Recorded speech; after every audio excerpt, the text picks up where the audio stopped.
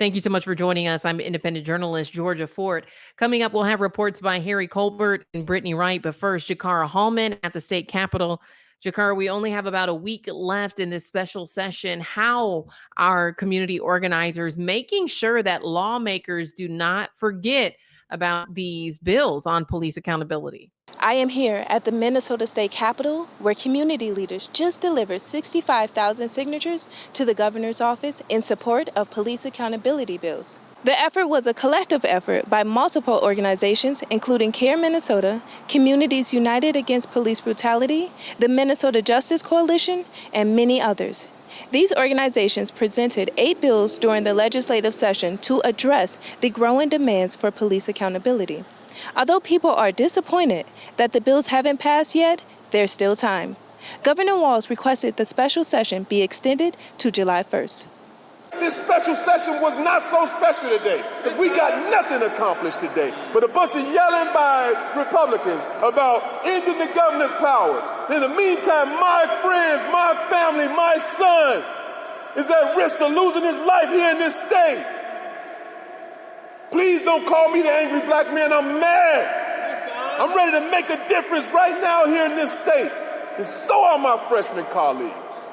That's State Representative John Thompson, who says that this issue hits close to home for him. His friend, Philando Castile, was shot and killed by a police officer in 2016. Now, these bills will end qualified immunity, no knock warrants, and the way in which police respond to mental health calls. I am Jiccarra N. Hollman with News on Purpose. Back to you, Georgia. Thank you so much, Jiccarra. Turning now to North Minneapolis, where an increase in gun violence and fatal shootings in combination with the pandemic and police killings is taking a toll on the mental health of Black residents. Joining us to discuss is Harry Colbert. Harry, how exactly are people coping? Sometimes all you need to do is take a deep breath. Other times, oftentimes, you need more. You need help. The stress of COVID alone would be enough. During the pandemic, 4 out of 10 people report symptoms of anxiety or depression. That's up from 1 in 10 in January of 2019. That according to the Kaiser Family Foundation. Add to the stress the police killings and uprisings related to George Floyd, Daunte Wright, and most recently, Winston Smith, and the stress is compounded. Then add the seemingly daily shootings on the north side, taking the lives of girls 10 and 7, and it can all be too much. So how do we cope with this triangle of trauma, along with life's other daily stresses? It's been a tremendous year and a half. But what we attempt to do is to deal with what we can each week. And there's always a variance of trauma each week, but we, through the Word of God and through prayer, we really just attempt to speak life into all of this death scenarios that we're facing, from COVID, from the George Floyd and the protests, even now with the rise in the black-on-black homicides. We're attempting to speak life each week and address it, but not ignore it. We have to deal with it in a constructive, theological way, where we look for a higher moral imperative. For Marquise Armstrong, he counsels those with trauma while dealing with his own as a frontline activist along with his wife, Nakima Levy Armstrong. For Armstrong, coping is a daily battle.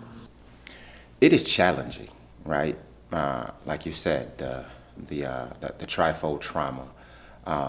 As a healer, someone carrying the trauma of other people, it is extremely important that we take care of ourselves. Resma Minikin, I am really appreciative of him in bringing to light that we actually carry trauma in our bodies, right? And so when I'm in the gym, whether I'm running, whether I'm doing conditioning training, or whether I'm doing strength training, I am working that trauma out physically. I am channeling the negative energy of the trauma into something positive, right? So building the strength of my body, building up my cardiovascular, and my breathing. Breathing is a powerful way to exhale the toxicity of the trauma and all the pain that we're experiencing in this world. And the other thing is to do something, right? When we are marching, when we are rallying, that is also physical. But when we are chanting, right, we are exhaling that. We're encouraging ourselves, and we're encouraging those who are marching with us to, when we chant, to do it from our diaphragm, to push that out. It not only is healing for us, but it is also empowering. For those in need of mental health assistance, help is available by texting MN to 741-741. That's MN to 741-741. Or by calling the National Suicide Prevention Hotline at 1-800-273-TALK. That's 1-800-273-8255. Reporting for North News, I'm Harry Colbert Jr. Back to you, Georgia. Such a tough subject there, Harry. Thank you so much. And a reminder that there's still a reward for anyone who has information that could lead to an arrest in the fatal shooting of Anaya or Trinity, or in the shooting of LaDavion. You're urged to contact police with any information. Turning now to an inspiring story about how a mother and son are working together to build generational wealth. Brittany Wright joins us with the story. They say it takes a village to raise a child, but in this day and age, it's actually our young people who are working to keep the village running. Anarchy Allen is a 14-year-old youth entrepreneur who runs multiple businesses with his mother, Marsha Magdalene. Anarchy creates lifestyle clothing and develops products for major corporate entities invested in marketing towards a youth demographic. One day I was just playing with my Legos a long time ago, probably like when I was 6 years old, and my mom, I walked up to her and I was like, "Mom, look at this." She was like, "Oh, it's a bow tie. That looks real nice." So she posted it on Facebook, and a lot of people liked it. So after that, we just decided to name it Ice Cream Bow Ties. His biggest cheerleader and support is his mother.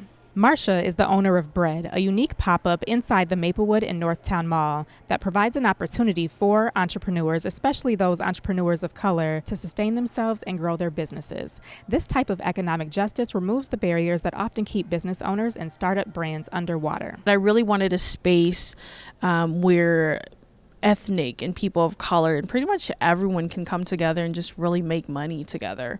The overhead cost of starting a business is substantial, a lot.